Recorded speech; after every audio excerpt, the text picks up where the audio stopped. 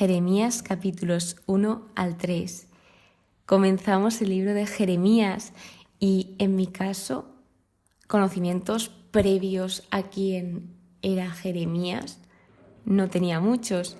Entonces, para ello, como siempre, al empezar cada libro, he indagado mucho más sobre quién era Jeremías, quién era este profeta, porque Jeremías se encuentra en el conjunto de libros proféticos y más específicamente Jeremías está dentro de los profetas mayores, que los profetas mayores no quiere decir que sean más importantes, sino que su extensión, el libro, es mucho más amplio, mucho más largo. Luego están los profetas menores con una extensión mucho más corta.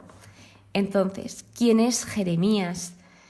Jeremías nace hacia el año 650-645 a.C. y esto es un siglo después de Isaías. Entonces sabemos que algo que lo diferencia del resto es que Jeremías era un profeta que venía de familia sacerdotal, de sacerdotes israelitas además. Él vivía cerca de Jerusalén, en Anatot, que era tierra de Benjamín. De las 12 tribus de Israel, una era Benjamín, y cuando se repartió el territorio, pues había un territorio de Benjamín. Entonces él se encontraba en esta tierra. Y algo que también lo diferencia de los demás, porque nosotros como personas somos únicos, entonces a Jeremías lo que le diferencia de los demás profetas es que su vida y su modo de ser no son conocidos mejor que los de ningún otro profeta, ya que el libro de Jeremías contiene pasajes autobiográficos en prosa y verso. Cuando empecé a leer Jeremías, lo que me llamó la atención fue primero que era como un libro que pensaba que me iba a costar un poco más de leer por su extensión, porque lo veía bastante largo, pero cuando lo empecé a leer, la verdad que me sorprendió muchísimo, porque no me esperaba que como que me enganchó, por así decirlo, que me gusta Jeremías, me gusta leerlo. Y él habla en primera persona, así que creo que esto ayuda bastante a acercarte mucho más a lo que es este libro, a acercarte a Jeremías. ¿Qué significa Jeremías? Según he ido rebuscando, una de las definiciones o significados más cercanos es Dios ha exaltado. Sin embargo, si buscáis en el diccionario o sus significados sinónimos, aparece como persona que se lamenta continuamente. Si buscáis Jeremías aparece esto. O sinónimos como lagrimoso, quejica, llorica, doliente. ¿Y esto por qué? Pues si nos fijamos en el contexto, primero vemos que Jeremías vivió en el dramático periodo de la ruina del reino de Judá, con el incendio del templo y la segunda deportación del pueblo, obrada por Nabucodonosor. O sea, vivió en una época muy, pero que muy dura. Y luego que, si bien recordamos, Jeremías se supone que aparte de ser gran autor de este libro, o en la mayor parte, porque también está Baruc, que Baruc es un escriba de Jeremías que escribió numerosas obras de él, pues Jeremías escribió y participó sobre todo el libro de Lamentaciones que vimos en los libros poéticos y sapienciales, aunque hay Biblias que lo indican detrás de este mismo libro de Jeremías. Y también nos dice que escribió los libros de Reyes, o por lo menos que participó. Esto es lo que se encuentra en los estudios. Entonces, Jeremías, ¿qué más? Sabemos que Jeremías fue llamado por Dios desde su juventud, o sea que desde muy pequeño, desde muy joven, él ya fue llamado por el Señor. Jeremías se convirtió en una figura de hombre doliente y de alma desgarrada, que ha evocado en muchos rasgos del futuro Mesías, ojo. Y algo de lo más importante y de lo que más destaca este libro de Jeremías es que predicó una alianza nueva de líneas más puras y una religión del corazón, una religión sincera, donde la responsabilidad personal lo que hacía era desempeñar un papel fundamental en la relación con Dios, porque en este periodo, en esta época, había muchísima, pero que muchísima idolatría, y cuando llegaba la hora de adorar a Dios, sí, pues tal vez los rituales los hacían perfectos, asistían a donde debían asistir, adorar al Señor, guardaban el sábado, pero no lo hacían de corazón, sino que lo hacían por hacer. Entonces, lo que hace Jeremías es invitarles a que lo hagan de corazón.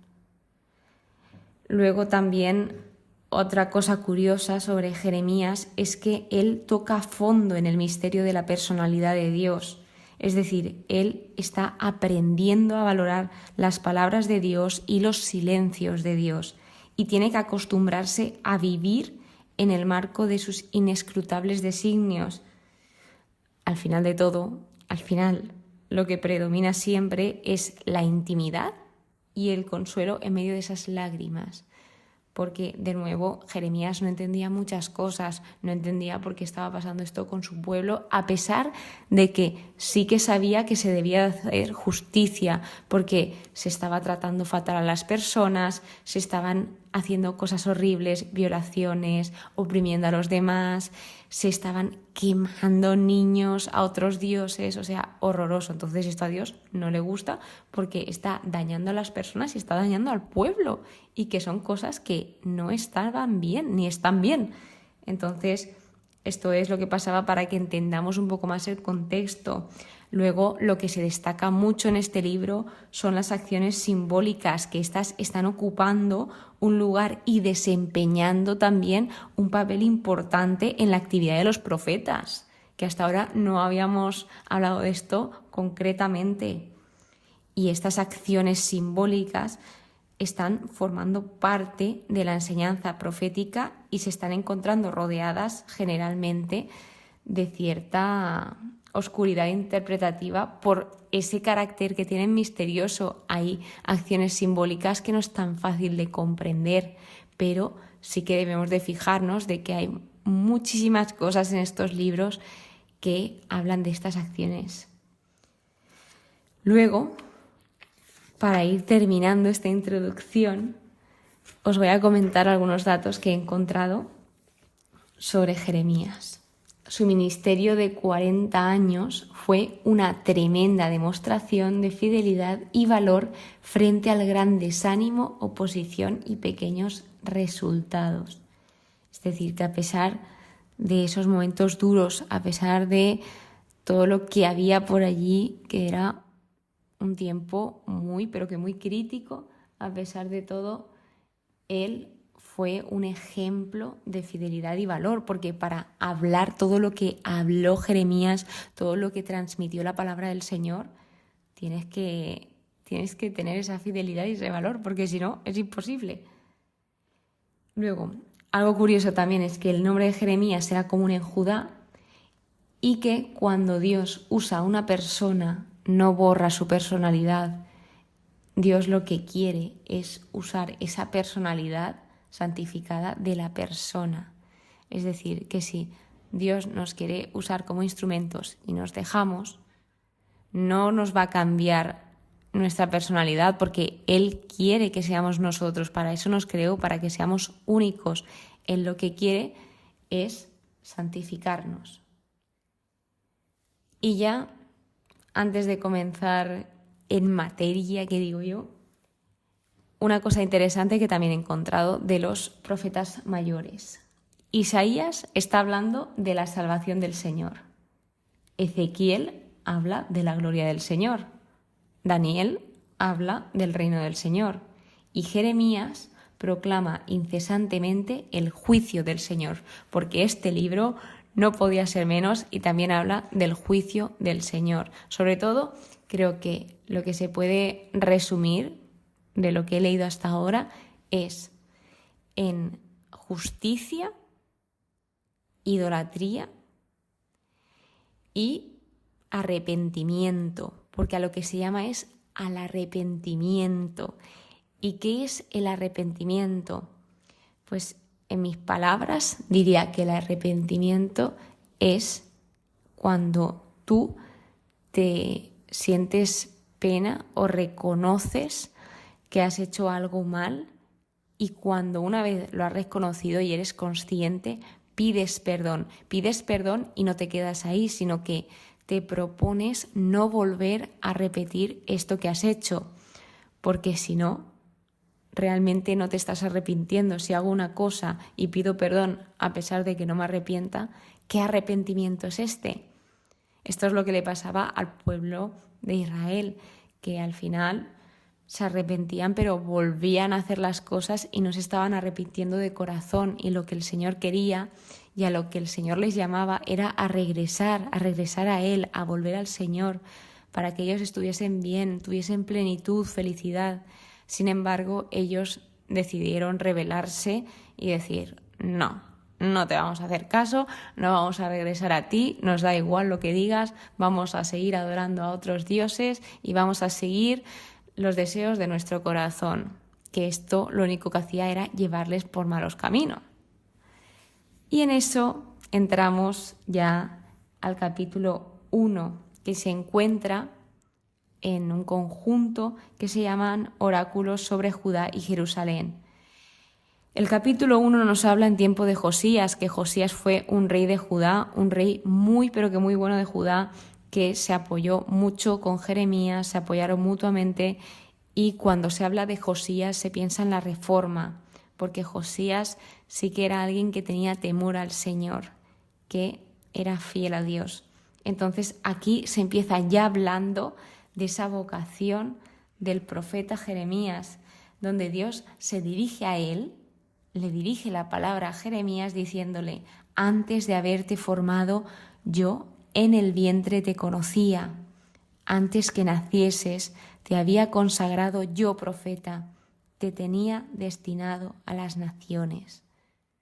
¡Wow! Dios tenía todo pensado desde antes de que él naciese. Y luego, la primera reacción de Jeremías son pues miedos, inseguridades. Le dice una excusa, o al menos el cómo se siente. Él lo que dice es: yo respondí: ah, Señor Yahvé, mira que no sé expresarme, que soy un muchacho.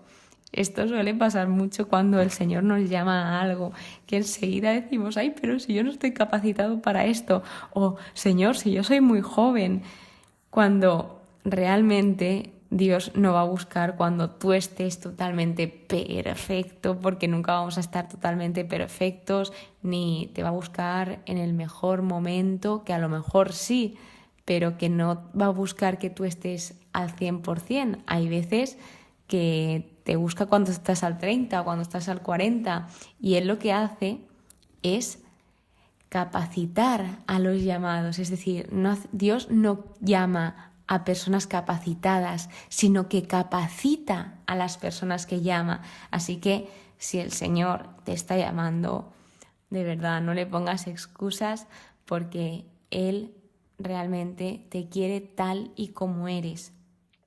Entonces, ese Señor Yahvé, en hebreo, esto denota una expresión de sentimiento profundo.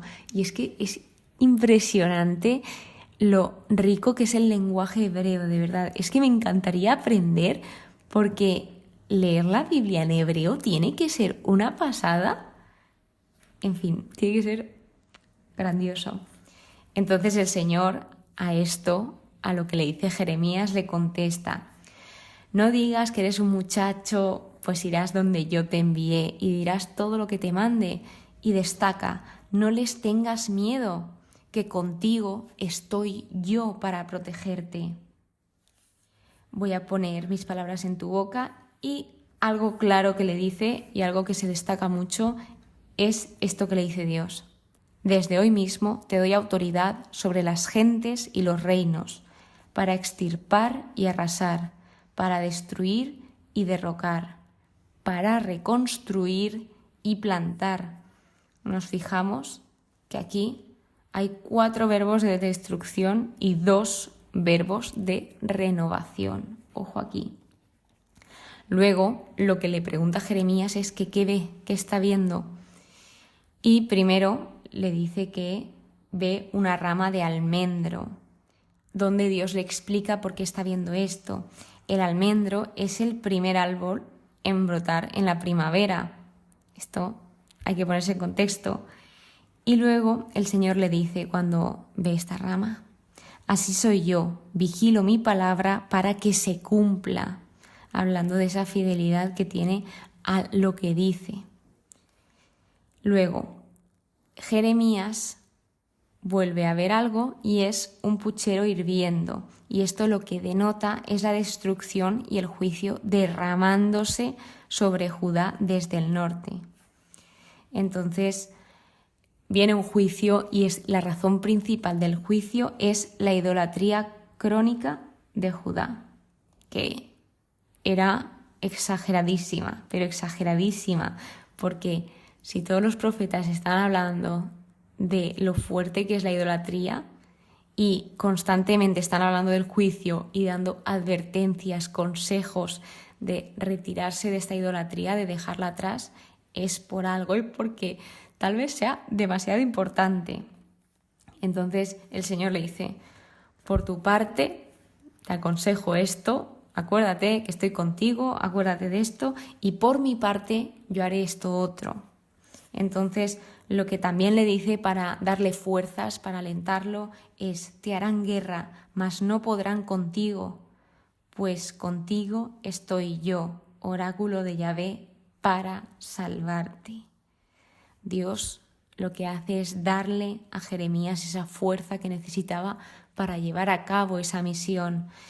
Y vemos cómo en este primer capítulo tiene ese encuentro personal con Dios y su palabra, porque él venía de una familia de sacerdotes, pero realmente lo que todos necesitamos es ese encuentro personal con el Señor, esa experiencia, ese testimonio de decir: vale, he tenido esta experiencia de encuentro y a raíz de aquí, pues suele cambiar la vida. Por lo menos a mí me cambió en el momento en que pues tuve esa conversión en el Señor de decir: Dios existe, Dios está aquí, Dios ha estado conmigo todo este tiempo y no me he dado cuenta.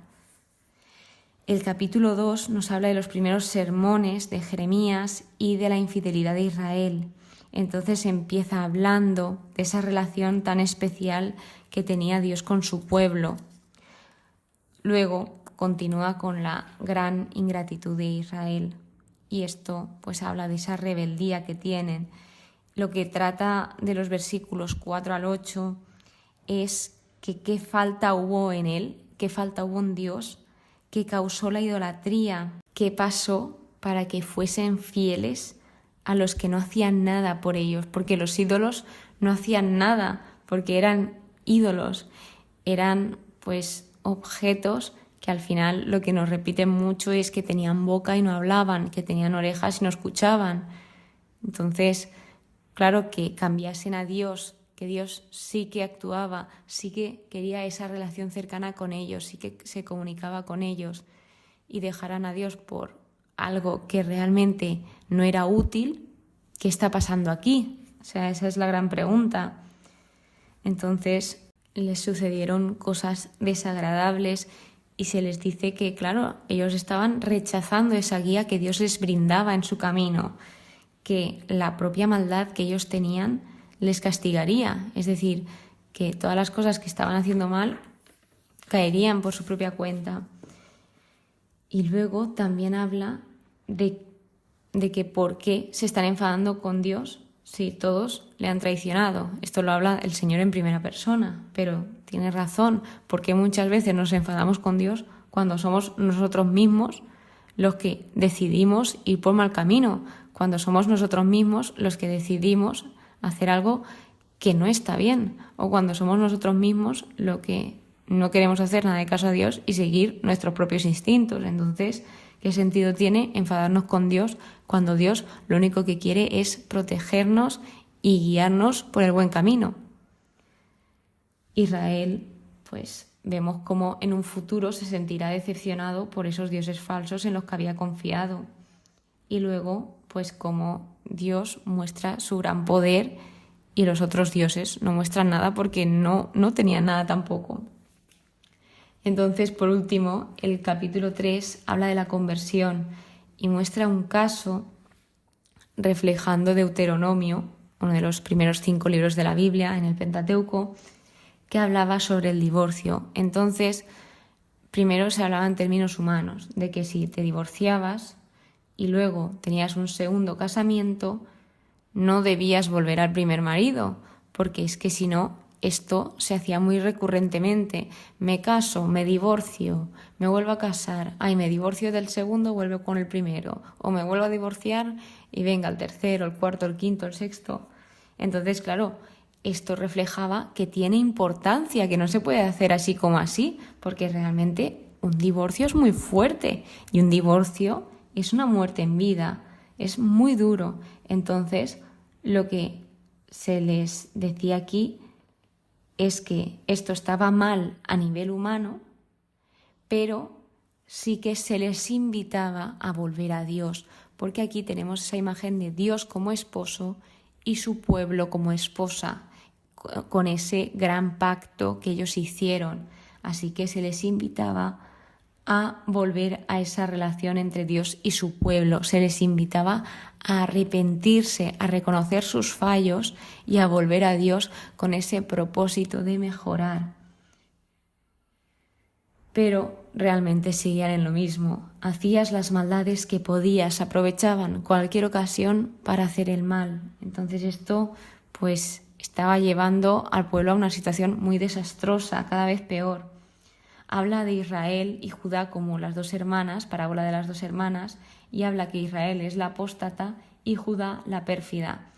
A pesar de que Judá tuvo muchísima más ventaja de ver todo lo que sucedía a Israel, vemos cómo nos dice que Israel fue mucho más justa.